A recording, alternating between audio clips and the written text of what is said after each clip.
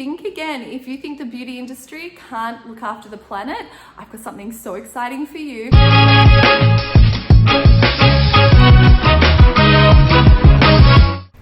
Hi, I'm Megan Jaworski and welcome to the Change Collective, inspiring, educating and creating positive social change.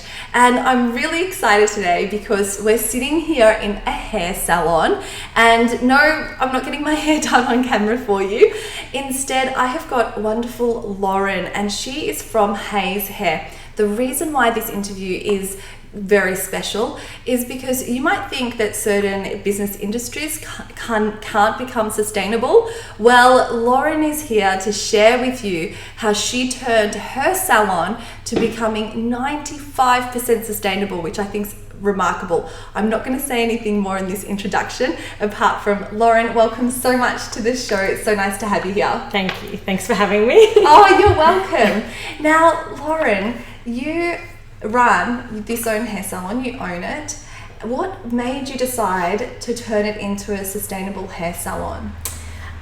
So when we first opened, we weren't sustainable. My sister and I had always wanted to own a business and own a hair salon.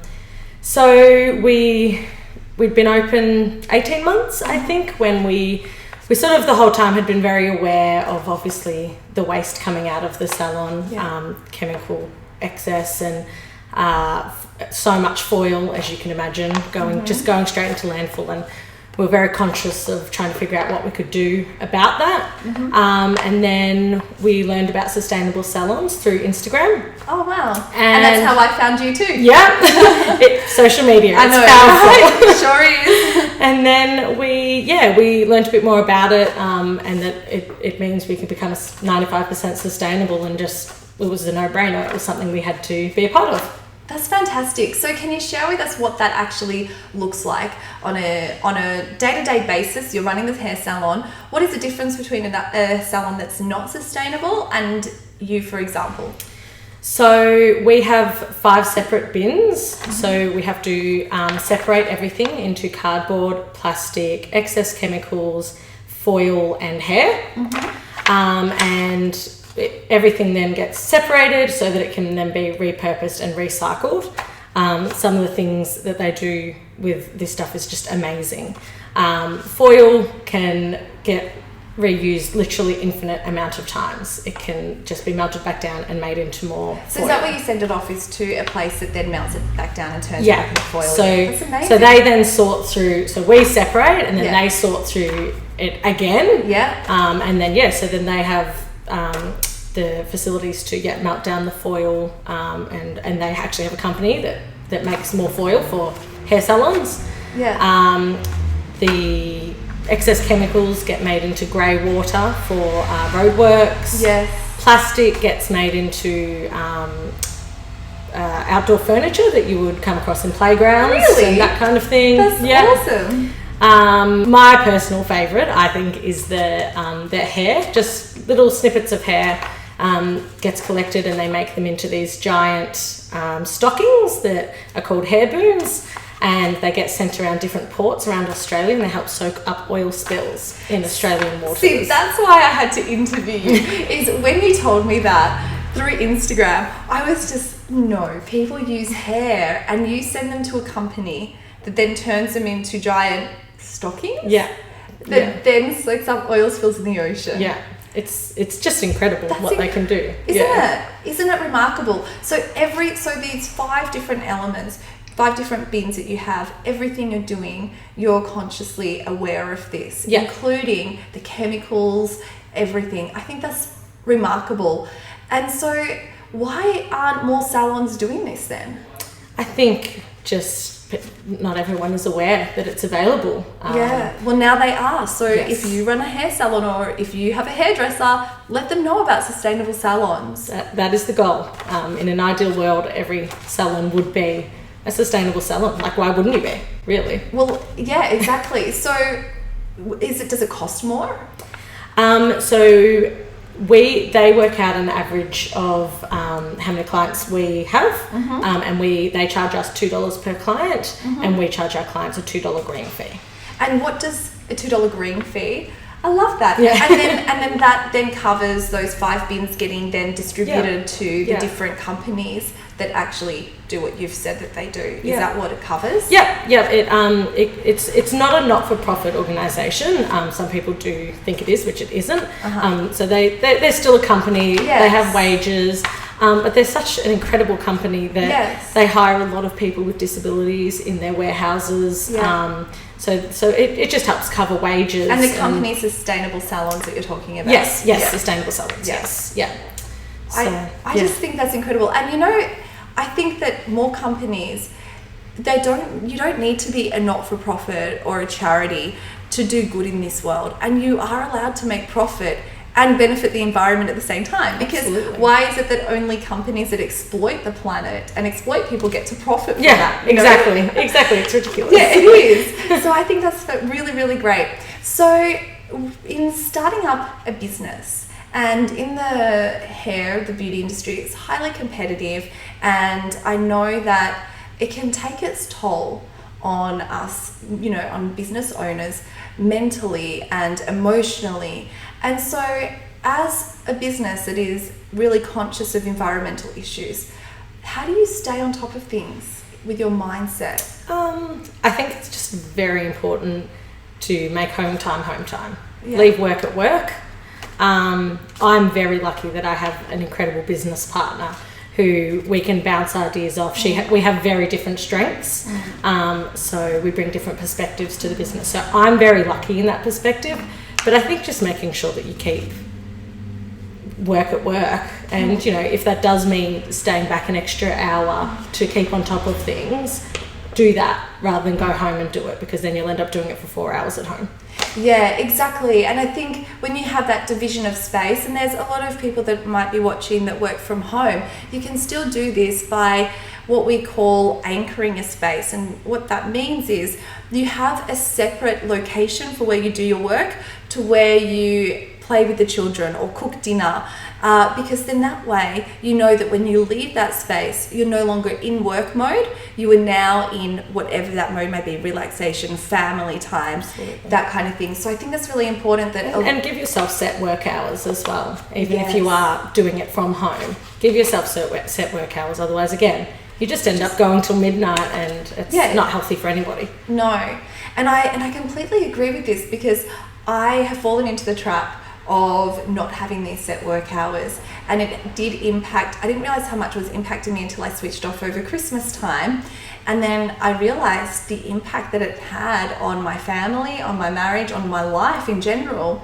And so now I'm definitely sticking to those set hours. So I'm really glad you raised that, because I think implementing these healthy habits where we do separate our space and have a strict rule around how much time we're spending on what is really important. Yeah, absolutely. So yeah, I'm really glad you raised that.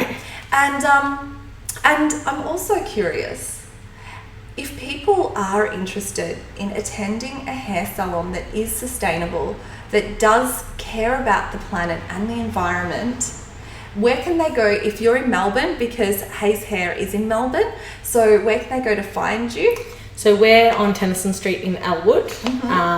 But if you want to... And I've got the website is written just down underneath here, so check it out. And if you do want to just go to a sustainable salon and you are not in Melbourne, you just go onto the Sustainable Salons website, which I'll give to Megan, and maybe you can pop that on as well. And you can just pop in your postcode, and it will give you the nearest salons to you, and then you can find a sustainable salon. Yeah. And why would people want to choose a sustainable salon? Why wouldn't you? I love it, why wouldn't you? Especially with what we're seeing around at the moment, Australia is burning. Why wouldn't you want to do something good for the planet if it's only going to cost $2 extra? It costs $2 and $2. And you get your hair done. All you have to do is sit there, you're doing good by going to a sustainable salon. It takes nothing. And you know that the chemicals aren't going into the ocean. You know that the tin foil isn't going into landfill. You know that your hair is being used to soak up oil spills. What was the other thing that you said? The plastics going into the playground. The plastics are building playgrounds for children. If you decide to have a big chop, 20 centimetres or more, that goes towards wigs. That is for people suffering from hair loss from medical induced conditions. So, really? So 20 centimetres or more? So 20 centimetres or a little bit more than that. Yeah, about that. That's all it is. It goes into making wigs. Yeah. Oh, I think that is so brilliant. It's just amazing, really, what they do. It truly is. And you're doing such a positive thing in this planet. And other organisations find out ways that you can become more sustainable too. Because, this is a hair salon, and who would have thought? So maybe you use a lot of paper. How can you recycle paper? I mean, I know there's recycling, but is there more you could be doing? Or the plastics, if you use a lot of plastics. You don't have to be a hair salon to think sustainably. I think we can all do a lot more to benefit this planet through our waste. And there's so many organisations out there now as well. You don't have to do it on your own. You can source an organisation that will probably do it for you, what you have done. Yeah, and it costs you $2 a client. Exactly. And that's it. Yeah, I think that's really incredible, and I really want to commend you for the work that you're doing in helping the planet, helping the environment. We only have one planet. That's we only true. have one world. And we have to take care of it. And why not look good at the same time? That's a pro. I know, right? Okay, so I want to finish up this interview by asking you this really important question. Imagine that you had some kind of magic microphone and you were only given 30 seconds to share your message to 7 whatever billion people there are in this world. What would you say? You don't have to do it all to change the world. Just pick one thing that you're passionate about, focus on it, and do it.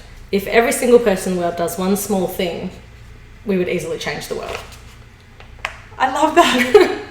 If every single person did one small thing, would easily change the world. Lauren, that is so beautiful and such a simple yet powerful message. We don't have to do everything. No. Sustainability can feel overwhelming. Yes, sometimes. Absolutely. Yeah. Yeah, there is so much out there, and people can feel like it's too hard. Yes. So choose something.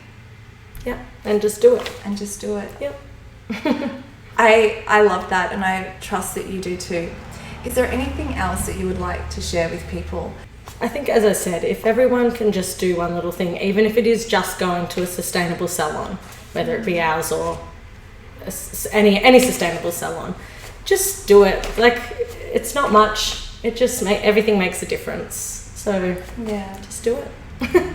And she's a brilliant hairdresser as well, so that's a bonus. Thank you so much, Lauren, and thank you for watching today. I really trust that this has inspired you to start to think outside the square a little bit in what you're currently doing in your workplace or in your home as well. And let's really start loving this planet. As I said before, we've only got one, and as Lauren said, just pick something and just do it. It's not that difficult for us to just take that one small step closer to being more consciously minded about where our waste goes and about how we are harming this planet and how we're actually loving it and helping it at the same time.